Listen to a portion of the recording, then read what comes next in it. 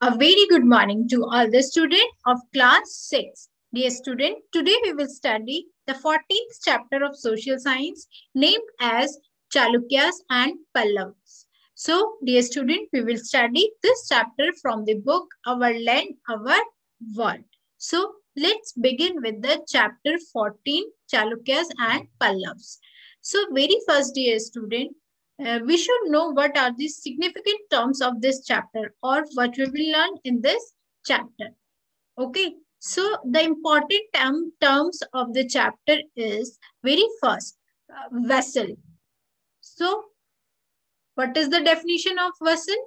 Vessel means होता है subordinate. Subordinates मतलब आपके सहायक, जो आपके साथ आपकी हेल्प करते हैं, उन्हें हम क्या बोलते हैं? सबॉर्डिनेट्स बोलते हैं. नंबर 2, भक्ति. पर्सनल डिवोशन टू गॉड, मतलब जो गॉड के लिए आपका अपने पर्सनल डिवोशन होता है, उसको हम क्या बोलते हैं? भक्ति बोलते हैं. So these two terms are the significant terms of this chapter. So let's understand the chapter. So very first learning objective of the chapter is Kingdom of the Deccan and the South. So let's start the chapter. So after the decline of Guptas, मतलब जब गुप्तास का, गुप्त वंश का decline होने लगा, जब उनके पीरियड खत्म होने लगा around 550 AD. So the peninsular India emerged as the center of political domination. Magad, which had been a center of political activities for about 1,000 years, was now overshadowed by the Deccan and the South. For the next 2 centuries, the Chalukyas of the Badami or Vatapi and Pallavas of Kanchi dominated the political scene. Both the dynasties were mutually warring. Okay, so let's understand the Chalukyas. The tenure of Chalukyas is 550 to 757 AD. So let's understand the Chalukyas. Chalukyas क्या थे, कौन थे, इस बारे में हम लोग पढ़ते हैं.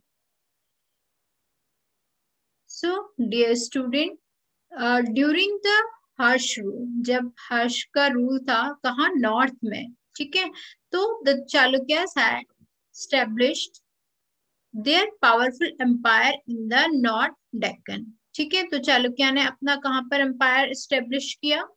नॉर्थ में, डक्कन के नॉर्थ में स्टेबल किया. So they had rise after the decline of Satyavahans. Satyavahans से उनका क्या था? They had rise after the decline of Satvahan. Satvahan के उदय मतलब the rise after the decline of Satvahans. So they established a powerful kingdom which extend the Vidhyans in the north to the Krishna river in the south. Badami, Vapi was there. Vatapi was the capital city of these cities. So Ehol was another important city where many archaeological remains have been unearthed. So ये हमारा क्या था? चालुक्यास का एक period था जिसमें क्या हुआ, बहुत ही पावरफुल किंगडम स्टेब्लिश हुआ. चालुक्यास का बहुत ही ज्यादा डेवलपमेंट हुआ. ठीक है, सो let's understand the next one. Understand करते हैं. सो let's understand the Pulakeshin 1. Pulakeshin 1 का जो टेन्योर था वो क्या था? 550 to 566 AD जो था उसका ड्यूरिंग पीरियड था. सो when the Pulkeshin I was the founder of the Chalukyas dynasty. जो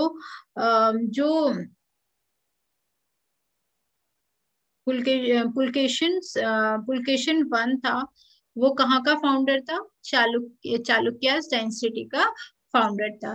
He ruled for 16 years. 16 साल तक उसने क्या किया? उस पे राज किया. He made Vatapi और एज हिज कैपिटल। उसने क्या किया, वातापी यानी कि जिसे मॉडर्न में बादामी बोला जाता है, उसको उसने क्या किया, अपनी कैपिटल सिटी बनाया। ठीक है। सो जो बादामी था वो कहाँ पर है, बीजापुर डिस्ट्रिक्ट, मॉडर्न कर्नाटका में है। He laid foundation of the fort Vatapi performed by Ashvamedha yuddha. He assume the title of Prithvi Vallabha. Okay, इसको क्या किस नाम से जाना गया, पृथ्वी वल्लभ के नाम से जाना गया। अब हम अंडरस्टैंड करते हैं पुलकेशन द्वितीय के बारे में, जो जिसका टेन्योर है 611 यानी कि 611 से 642 AD. He was the grandson of Pulkeshin I. वो कौन था, कौन है ये पुलकेशन द्वितीय, पुलकेशन I का ग्रैंडसन है। He ruled for about 32 years. 32 years तक उन्होंने राज किया। He was the most renowned ruler of Chalukyas. वो चालुक्यास वंश का सबसे बड़ा, मतलब सबसे माना जाना, रिनाउंड क्या है, रिनाउंड राजा था। ठीक है। He defeated Harshavardhana on the bank of Narmada in 620 AD. उन्होंने हर्षवर्धन को नर्मदा नदी के किनारे 622 एडी में क्या किया था, पराजित किया था। He then added Gujarat, Malwa, Vengi and Kanchipuram to his empire. तो उन्होंने क्या किया, जब जीत लिया तो गुजरात, मलवा, वेंगी एंड कंचीपुर को अपने एम्पायर में मिला दिया था। So his empire now stretched from the Arabian sea in the west to the bay of Bengal in the east and from the Narmada river in the north to the Palar river in the south. So the region ruled by Pulkeshwan II was fertile and yielded rich agriculture produce. He had a great advantage of having port on the both coasts, which promoted trade contacts with the foreign countries. तो नर्मदा नदी के किनारे था उसका जो area था, जिसकी वजह से उसकी एग्रीकल्चर को बहुत ज्यादा बढ़ावा मिला था, जिसकी वजह से वो क्या करता था, फॉरेन कंट्रीज से एग्रीकल्चर गुड्स का क्या करता था, एग्रीकल्चर गुड्स की सप्लाई करता था। ठीक है। सो let's understand the art and architecture. ठीक है, अब हम इसको अंडरस्टैंड करते हैं। सो पुलकेशन द्वितीय जो था वो विष्णु और शिवा की पूजा करता था। ठीक है। और he give liberal land grant to Jains, और उन्होंने जैन्स को भी अपनी जो जमीन थी वो दी हुई थी। A number of temples of Vishnu and Shiva were built at Vatapi. क्या था, वातापी में उनकी शिव जी की और विष्णु की क्या थी, टेम्पल बने हुए थे। ठीक है। So the most famous temple are the पांता and Virupaksha temple. A cave temple of Vishnu has recently been discovered at Vatapi. ठीक है। So Aihole is known as cradle of Indian temple architecture. So let's understand the Pallavs. Pallavs को understand करते हैं हम लोग। Pallavs कौन थे, ठीक है, कहाँ से वो आए थे, उनका राज क्या था, उन्होंने कैसे रूल किया, है ना। तो ये हम लोग आगे समझते हैं। Let's understand. So very first in the Pallavs, आपको सबसे पहले ये समझना है कि पल्लव कहाँ से आए, उनके ऑफिसर कौन थे, ठीक है, कैसे उन्होंने राज किया। So the Pallavas were officer under the Satavahana Kings. Bapdeva was probably the founder of Pallav dynasty. जो So let's understand the Singh Vishnu. Singh Vishnu कौन थे, जिनका टेन्योर क्या था, जिनका टेन्योर था 575 से 600 AD था। ठीक है। तो Singh Vishnu began a new era in the history of the Pallavs. He defeated the Chalos, the Pandyas, and the many other supremacy in the entire Tamil region. Second one is Mahendra Varman. ये सारे क्या थे, पल्लव्स के राजा थे। ठीक है। Mahendra Varman one, जिसका tenure था 600 से 630 AD, ठीक है। With his reign began the period of continuous wars that lasted for about 150 years. Mahendra Varman I defeated by the Chalukyas under the Pulketion II. And let's understand the Narasimha Varman one, जो एक बहुत ही important राजा रहा है पल्लव्स का 630 से 660 AD. Okay, so he defeated Chalukya's ruler Pulketion II and assumed the title of Mahamalla. He defeated the rulers Simhala, Chalus, Keralas and Pandyas. He built many rock-cut temples. He founded city Mahabalipuram. He was the greatest ruler of Palwa dynasty. जो ये नरसिम्हा वर्मन था वो ये Pallav dynasty का सबसे great राजा माना जाता है. Let's understand the condition under the Pallavas. उनकी कंडीशन क्या थी, वहां का आर्किटेक्चर क्या था, ठीक है, ये हम समझते हैं. तो religion and role of temples, वहां के जो लोग थे, ठीक है, वो किसकी पूजा करते थे.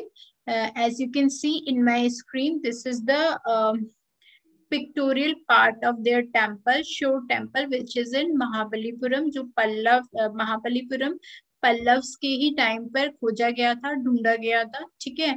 सो वहां के लोग जो थे वो शिव जी और विष्णु की पूजा करते थे. एंड जो ब्राह्मण थे वो क्या थे, वैदिक एजुकेशन को भी प्रमोट करते थे. As you can see in my screen, the main temple of that time is shore temple which is in Mahabalipuram. Okay, so let's understand more about it. So bhakti movement, कौन कौन से भक्ति मूवमेंट थे पल्लव्स के टाइम पे. Although क्या था, भक्ति जो मूवमेंट थे, भक्ति किसे कहा गया, पर्सनल डिवोशन टू गॉड. भक्ति मूवमेंट का मतलब ये था कि लोगों की गॉड के प्रति कैसी भावनाएं हैं. तो वहां के लोग जो थे नारायण भगवान की पूजा करते थे, शिव जी की पूजा करते थे, तमिल लोकल लैंग्वेज को मानते थे, ठीक है. एंड किस पे, संस्कृत में मंत्रों का उच्चारण करते थे. समझते हैं वहां का आर्ट एंड कल्चर कैसा था. वहां का जो आर्ट एंड कल्चर था वो डेवलप था, ठीक है. सो वहां पर क्या था, पल्लव्स ने great patterns of art and sculptures को बहुत ज्यादा बढ़ावा दिया था, ठीक है. जो नरसिम्हा वर्मन वन थे, built beautiful rock cut temples at Mahabalipuram, ठीक है, एंड नियर चेन्नई, जिसे हम क्या कहते हैं, Mamallapuram. Okay, so these temples are built like rats. जो ये टेम्पल्स हैं ये ऐसे मैन्युफैक्चर हुए हैं, ऐसे बने हैं जैसे ऐसे लगता है कि उनका जो शेप है वो रथ की तरह है, इसीलिए हमें इसे क्या कहते हैं, रथ टेम्पल्स कहते हैं, ठीक है. He built a cave temple at Trichy and Pudukkottai.